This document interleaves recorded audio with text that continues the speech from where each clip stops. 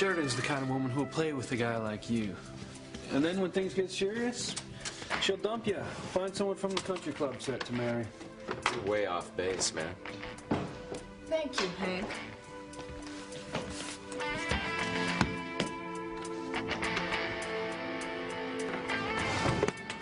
Sorry, Sheridan, I didn't know you were there.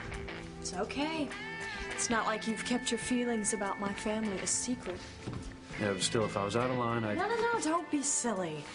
Because now I'm at liberty to let my feelings be known.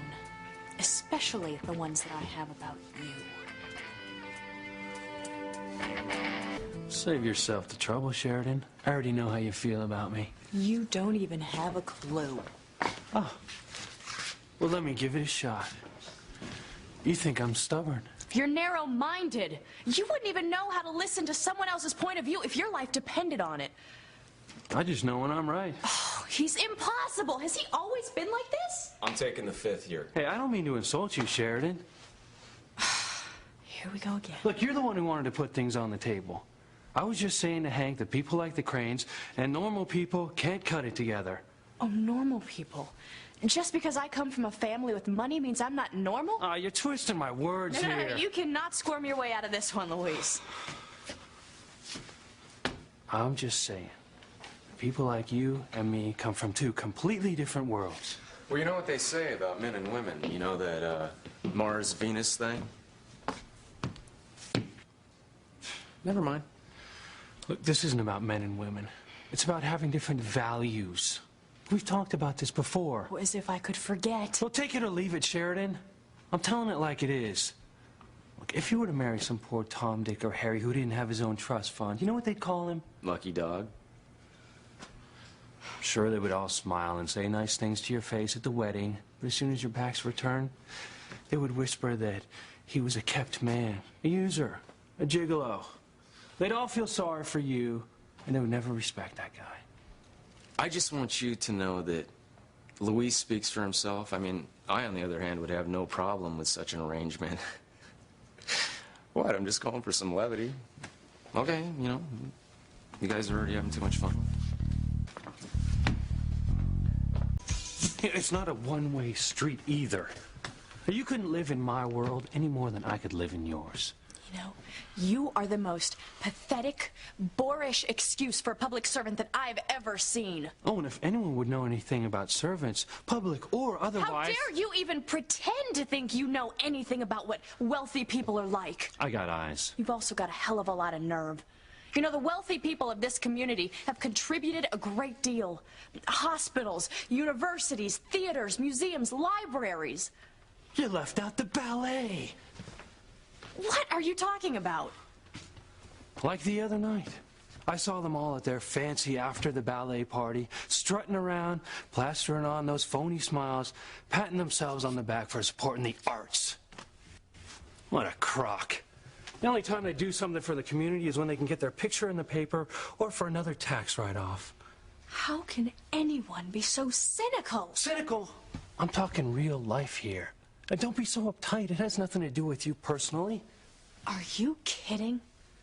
All of this has everything to do with me. When you attack the Cranes, you attack my family, you attack me. I mean, isn't that what all of this is about, Luis? How much you detest and despise me? You think I'm just like one of those people that you described. Some flighty, airheaded heiress who doesn't have an ounce of conscience or moral responsibility or a heart or anything else being worthwhile, don't you? They're your words, not mine.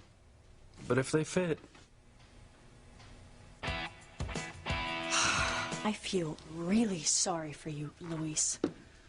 Life must be pretty boring when you already know everything there is to know. Don't worry about me. Oh, I won't. I've got to go if I'm going to put a costume together for tonight. Well, I'm sure whatever you're wearing, you'll look great.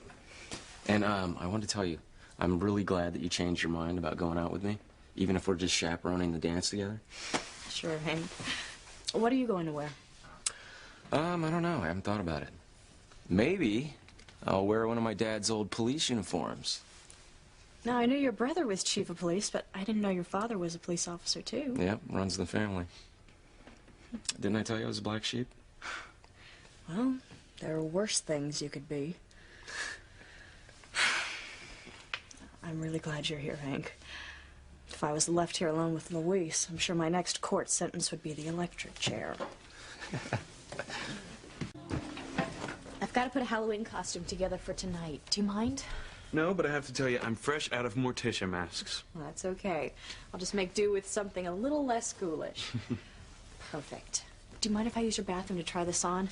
That way you and Gwen can tell me what you think. Oh, go ahead. But what's all this for, anyway? Oh, I got roped into having to co-chaperone the dance at the youth center. Can you believe it? Sweetheart for wanting to help Teresa. I just want everyone to be as happy as I am.